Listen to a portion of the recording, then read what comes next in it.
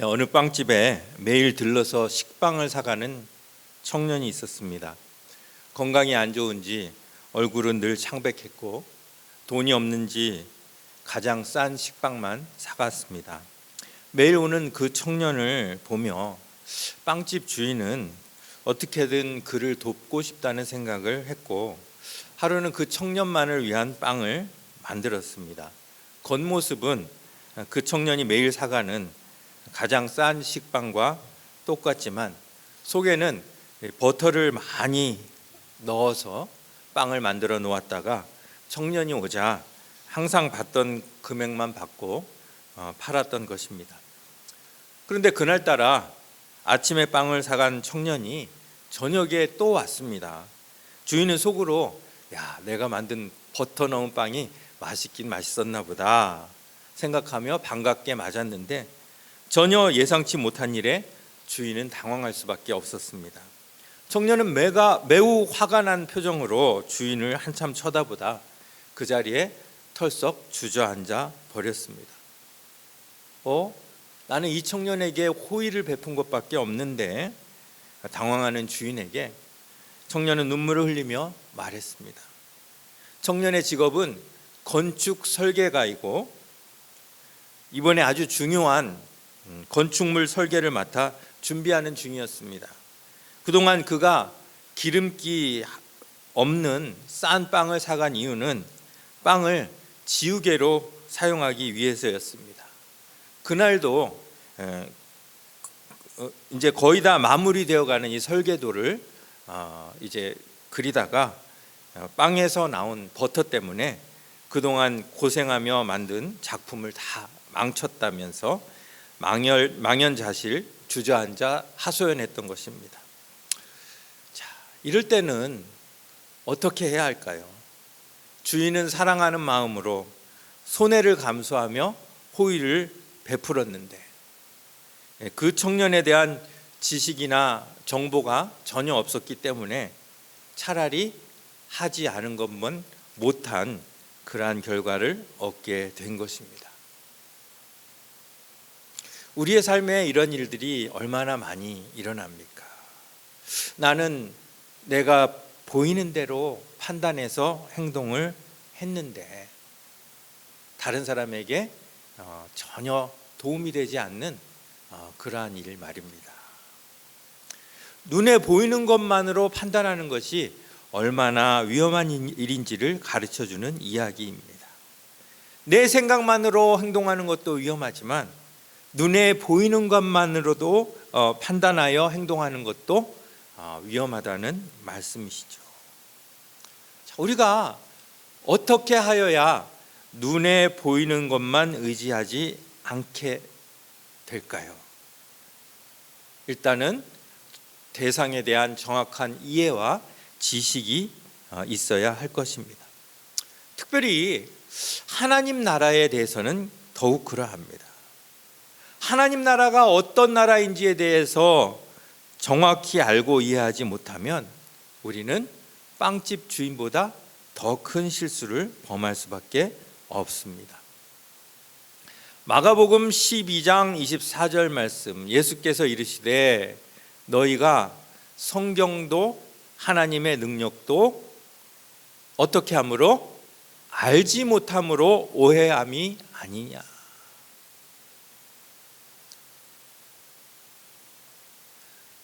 성경도 하나님의 능력도 알지 못함으로, 결국 우리가 하나님 나라를 위하여 열심을 내고 충성하고 봉사하기 위해서는 우리의 열심보다 하나님의 나라에 대한 이해가 먼저라는 것이죠.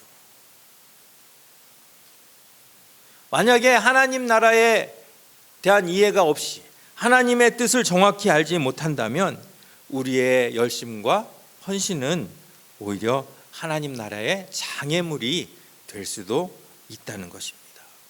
여러분, 우리 성도님들 얼마나 교회를 위하여 정말 최선을 다해서 섬기십니까? 그런데 그 섬김이 오히려 하나님 나라의 방해가 되었다면 그보다 송구스럽고 억울한 일은 없을 것입니다. 대표적인 사람들이 바리새인들이죠. 그들은 하나님 나라를 위해서 정말 율법을 목숨 걸고 지켰습니다. 그런데 그들의 그 열심은 하나님 나라를 이루게 하기보다는 오히려 장애물이 되었던 것입니다. 무엇이 잘못입니까? 그들의 열심이 잘못입니까? 아니면 하나님 나라에 대한 이해가 잘못된 것입니까? 정확한 이해가 먼저입니다. 이해가 잘못되면 아무리 열심히 해도 그 열심은 헛것이 될 수밖에 없습니다. 자, 우리가 아는 것처럼 다윗 왕국은 1000년 뒤에 오실 예수 그리스도의 나라의 모형입니다. 그리스도의 나라를 다윗 왕국이 미리 보여주고 있는 것입니다. 자, 그런데 그 당시 다윗이 왕이 되었던 그 시대에는 주변국이 모두 왕이 다스리는 나라였어요. 그렇죠? 그래서 다윗 왕국도 일반 왕국과 동일한 것으로 오해하는 사람이 많았다는 것이. 하지만 성경을 통해서 우리는 다윗이 세상 나라와는 구별된 그리스도의 왕국을 보여주기 위하여 얼마나 애를 썼는지를 성경을 통해 볼 수 있다는 것이죠. 자, 당시에 이웃 나라들은, 세상 나라들은 무력으로 세워진 나라입니다. 그래서 사람들은 다윗 왕국도 무력으로 세워지는 것을 당연하게 생각했습니다. 하지만 다윗은 왕국을 무력이 아닌 용서와 관용으로, 다시 한번요, 무력이 아닌 뭐와 뭐로요? 용서와 관용으로 세우기 위하여 최선을 다했다는 겁니다. 왜냐하면 그리스도의 나라가 무력이 아닌 용서와 관용으로 세워지는 나라이기 때문입니다. 물론 다윗은 피를 많이 흘렸습니다. 하지만 그가 흘린 피는 블레셋이나 다른 이방 민족들의 피였지 자기의 왕권을 위해 동족의 피를 흘리거나 동족을 괴롭게 하는 적은 없었다는 것입니다. 보통 상대가 무력으로 나올 때는 무력으로 맞서는 게 맞습니다. 그렇죠? 상대가 칼을 들고 나오면 나도 칼로 방어하는 것이 맞습니다. 그렇기 때문에 무력으로 자신에게 나오는 사울에게 다윗은 무력으로 대항하는 것이 맞습니다. 하지만 다윗은 사울의 무력에 무엇으로 맞섭니까? 용서와 관용으로 맞섭니다.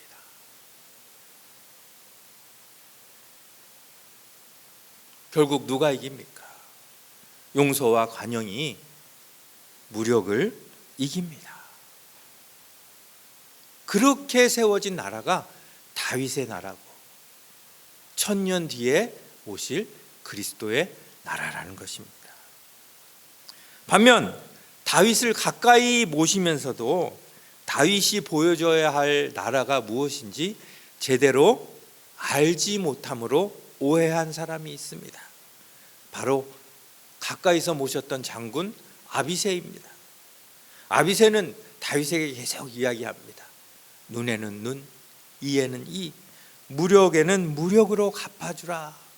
다윗을 계속 부추깁니다.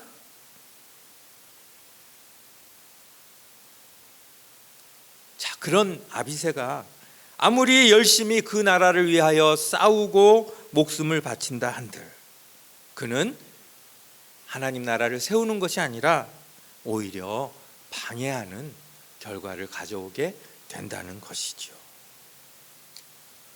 여러분, 하나님 나라를 위하여 충성하기를 원하시죠? 그렇다면 하나님 나라가 어떤 나라인지 정확하게 알아야 한다는 것입니다. 하나님의 능력도 알지 못함으로 오해함이 아니냐. 우리가 알지 못할 때, 제대로 이해하지 못할 때 우리는 하나님 나라를 오해할 수밖에 없습니다. 만일 아비새가 사울을 죽였다면 좀 더 쉽게 다윗이 왕이 됐겠지요.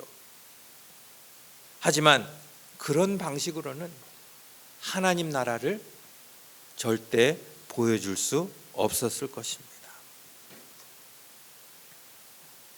하나님께서 왜 두 번이나 다윗에게 사울을 죽일 기회를 주셨을까요? 그때마다 왜 아비새는 옆에서 무력에는 무력으로 갚으라고 다윗을 부추겼을까요? 한 번은 실수나 우연일 수 있지만 두 번은 절대 우연이 아닌 진심의 확증이 되기 때문입니다. 저는 한번 생각해 봤어요. 다윗이 그래, 두 번까지는 참았겠지. 만일 7번이었다면 어떻게 했을까? 어떻게 했을까요? 왜냐하면 그것이 하나님 나라, 그것이 다윗이 세우려는 왕국이었기 때문입니다. 하나님 나라에 속한 사람은 옆에서 용서하지 말라고 부추겨도 용서할 수밖에 없습니다. 70번씩 7번이라도 용서하는 것이 하나님 나라의 백성입니다. 오른편 뺨을 때리면 왼편도 돌려대는 것이 하나님 나라입니다. 오리를 가자고 하면 십리를 가주는 것이 하나님 나라입니다. 다윗은 사울의 무력을 용서와 관용으로 되갚아 줌으로써 하나님 나라가 이런 나라다라는 것을 선명하게 모든 사람에게 보여주고 있습니다. 하지만 그 주변 인물들을 보십시오. 얼마나 많은 사람들이 다윗 왕국을 오해해서 세상 나라처럼 만들려고 했는지. 사무엘하 1장 오늘 읽은 이 본문에서 이 아말렉 청년은 다윗의 적 사울과 그 아들 요나단이 죽었다는 소식을 달려와서 다윗에게 기쁨으로 알립니다. 이 사람은 아마 다윗 왕국이 세상 왕국과 똑같을 거라고 생각했기 때문입니다. 하지만 다윗이 어떻게 반응합니까? 사실 이 소식을 들으면 다윗 마음이 어땠겠습니까? 이제 살았구나. 이제 더 이상 도망다니지 않아도 되겠구나. 얼마나 안도감이 생겼겠습니까? 그런데 다윗은 개인의 안도감보다 하나님 나라를 먼저 생각합니다. 사무엘하 1장 11절 12절. 이에 다윗이 자기 옷을 잡아 찢음에 함께 있는 모든 사람도 그리하고 사울과 그의 아들 요나단과 여호와의 백성과 이스라엘 족속이 칼의 죽음으로 말미암아 저녁 때까지 슬퍼하며 울며 금식하니라. 만일 이 상황에서 다윗이 감사합니다. 나의 대적 사울을 죽이신 하나님을 찬양합니다 라며 기뻐했다면 함께 있는 사람들은 어떻게 했을까요? 함께 기뻐했겠죠. 하지만 다윗이 자기 옷을 찢으며 슬퍼하자, 금식하며 슬퍼하자, 옆 사람들도 똑같이 합니다. 이렇게 함으로써 다윗은 하나님의 나라가 어떤 나라인지를 사람에게 보여줍니다. 다윗이 그 소식을 전한 청년에게 묻되 너는 어디 사람이냐? 대답하되 나는 아말렉 사람 곧 외국인의 아들이니이다 하니 다윗이 그에게 이르되 네가 어찌하여 손을 들어 여호와의 기름 부음 받은 자 죽이기를 두려워하지 아니하였느냐 하고, 다윗이 청년 중 한 사람을 불러 이르되 가까이 가서 그를 죽이라 하매 그가 침에 곧 죽으니라. 다윗이 그에게 이르기를 네 피가 네 머리로 돌아갈지어다. 네 입이 내게 대하여 증언하기를 내가 여호와의 기름 부음 받은 자를 죽였노라 함이니라 하였더라. 다윗은 자신의 안위와 평안보다 여호와의 기름 부음 받은 자가 죽었다는 사실을 더 슬퍼합니다. 여호와께서 기름을 부어 주셨다는 것은 여호와께서 권세를 부여해 주셨다는 뜻이에요. 결국 여호와의 기름 부음 받은 자를 죽였다는 것은 무엇을 의미합니까? 하나님의 권세를 거슬렀다는 것이에요. 다윗 자신이 2번이나 기회가 있었음에도 불구하고 사울에게 손대지 않은 것도 바로 이런 이유 아닙니까? 그런데 여호와의 기름 부음 받은 자를 죽이고 마치 기쁜 소식인 양 자랑스럽게 찾아와 전했던 이 아말렉인은 다윗 왕국에 존재할 자격이 없었고, 이에 다윗은 그를 죽이라 명합니다. 하지만 그의 죽음에 대해서도 다윗은 자신의 개인의 어떤 감정이나 판단이 아닌 여호와의 공의 때문에 그가 죽임을 당할 수 없음을 공표하고 있는 것입니다. 개인의 복수와 안도보다는 하나님의 권위가 먼저 서는 나라가 하나님 나라입니다. 그런데 우리는 어떻습니까? 개인의 감정 때문에 하나님 나라를 거슬리는 그러한 일들이 우리 가운데 얼마나 많습니까? 사무엘하 4장에서는 또 어떤 일이 일어납니까? 우리 한번 같이 읽습니다. 브에롯 사람 림몬의 아들 레갑과 바하나가 밀을 가지러 온 채 하고 집에 들어가니 이스보셋이 침실에서 침상 위에 누워 있는지라 그를 쳐 죽이고 목을 베어 그의 머리를 가지고 밤새도록 아라바 길로 가 헤브론에 이르러 다윗 왕에게 이스보셋의 머리를 들이며 아뢰되 왕의 생명을 해하려 하던 원수 사울의 아들 이스보셋의 머리가 여기 있나이다. 여호와께서 오늘 우리 주 대신 왕의 원수를 사울과 그의 자손에게 갚으셨나이다. 그들이 한 일이 뭡니까? 헤브론에서 7년 동안 다스리고 있던 유다 족속만 다스리고 있던 다윗, 그리고 나머지 지파를 다스리고 있던 사울의 아들 이스보셋. 그런데 이 이스보셋을 죽여서 이제 원수를 하나님께서 갚으셨나이다. 이제 당신은 유다 지파의 왕뿐이 아니라 이스라엘 모든 지파의 왕입니다 하면서 머리를 들고 간 것이에요. 정말 이것이 다윗이 원하고자 하는 왕국의 모습입니까?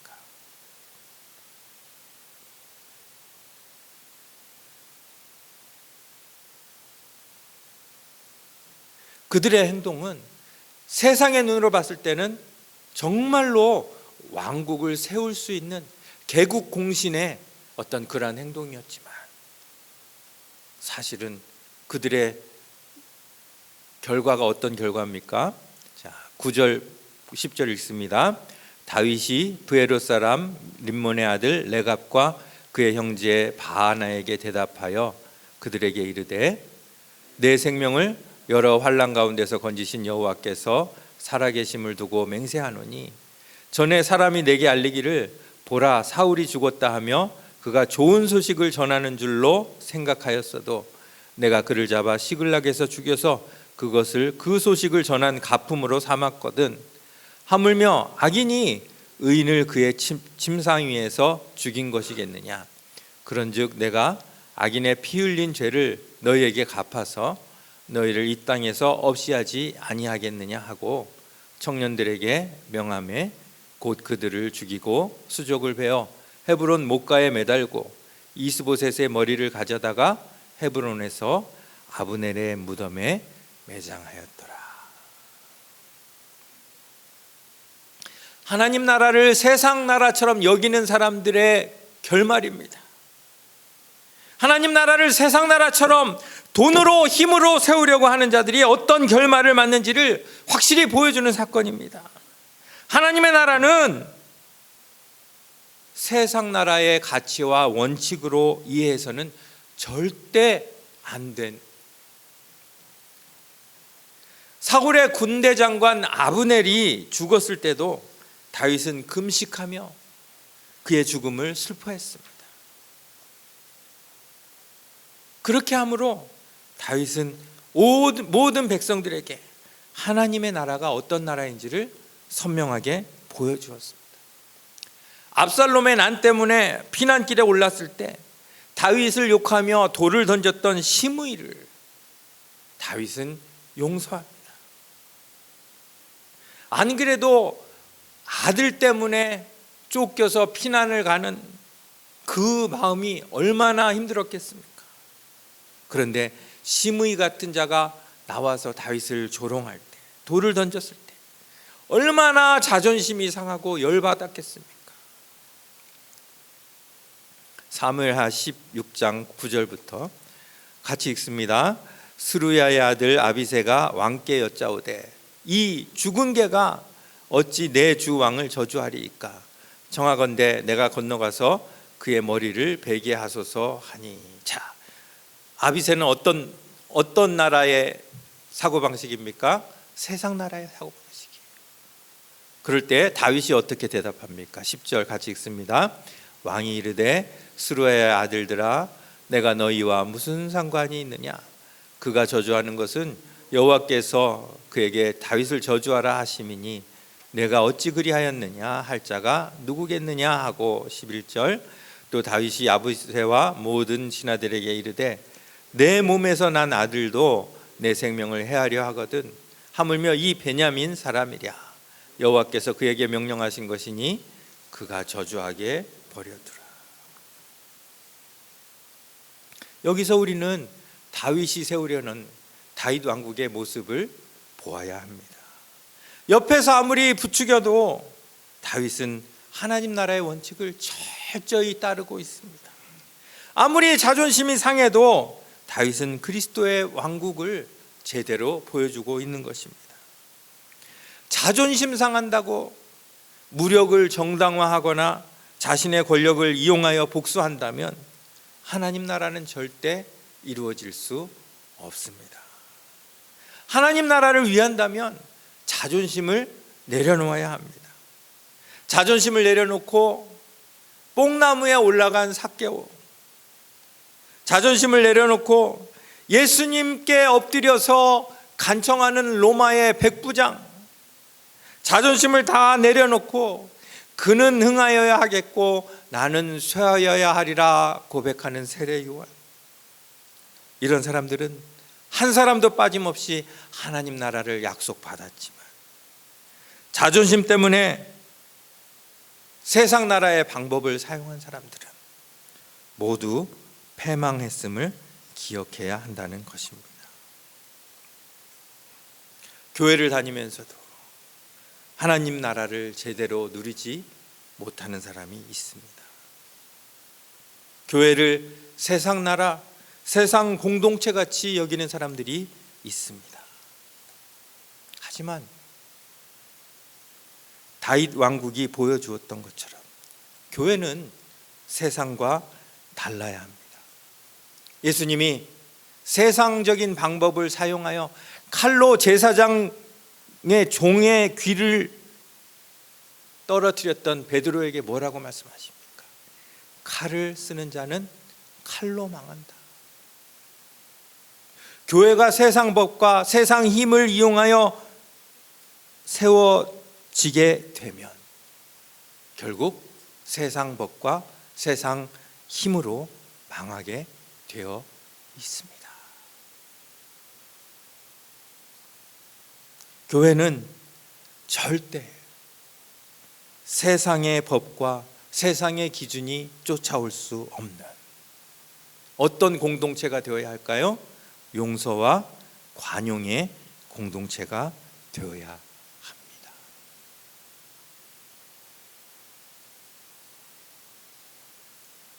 교회가 능력을 잃어가는 이 시대입니다. 교회의 참 능력은 돈이나 힘이나 권세에 있는 것이 아니라 세상 사람들이 흉내낼 수 없는 용서와 관용에 있는 것인데,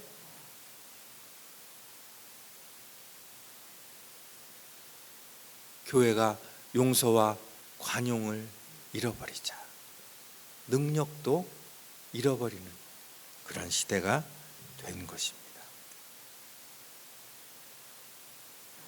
딱 한 번 아비가일의 남편 나발을 죽이기 위해 다윗이 군사를 소집했던 때가 있습니다.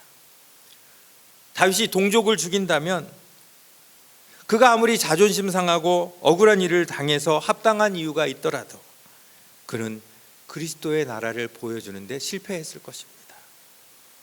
근데 그 순간 하나님께서 아비가일에게 지혜를 주셔서 다윗으로 하여금 동족의 피 흘리는 일을 막아 주셨습니다.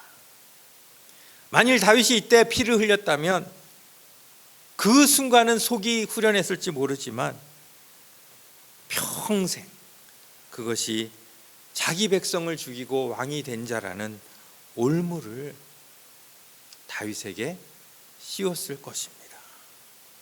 하지만 하나님께서 이 일을 막아주심으로 인해 다윗은 그리스도 왕국의 모형으로서 온전히 설 수 있게 된 것입니다. 교회가 기도해야 되는 중요한 기도 제목이 여기 있습니다. 우리도 다윗처럼 우리가 행여나 세상의 방법을 사용하려고 할 때 하나님께서 막아주시기를 원합니다.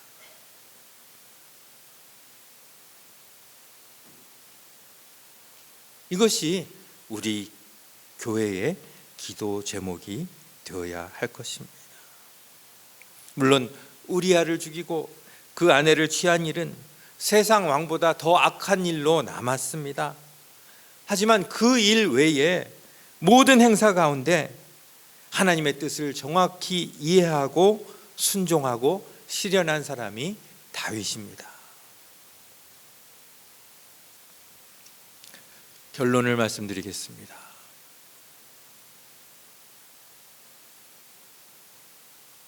사실 교회를 위해서 마음도 부족하고 열심도 부족합니다. 그래서 우리가 열심과 마음을 주옵소서 기도를 많이 합니다. 그렇다면 마음만 있으면, 열심만 있으면 우리가 하나님께 다 인정받을 수 있을까요? 마음을 드리기에 앞서, 열심을 다하기에 앞서 하나님 나라가 어떤 나라인지 먼저 정확히 알아야 합니다. 그렇지 않으면 우리의 열심이, 우리의 마음이 오히려 하나님 나라의 장애물이 될 뿐입니다. 하나님 나라는 돈이나 힘을 앞세우는 나라가 아닙니다. 때문에 교회도 돈이나 힘을 의지하면 반드시 돈이나 힘 때문에 망할 것입니다. 교회의 가장 우선순위는 힘이 아닌 뭐요? 용서와 관용입니다. 이 귀한 길교회 공동체를 우리에게 허락하셨습니다. 우리 안에서 다윗이 이루려 했던 그 그리스도의 나라가 용서와 관용으로 온전히 이루어질 수 있기를 간절히 바랍니다. 기도하겠습니다.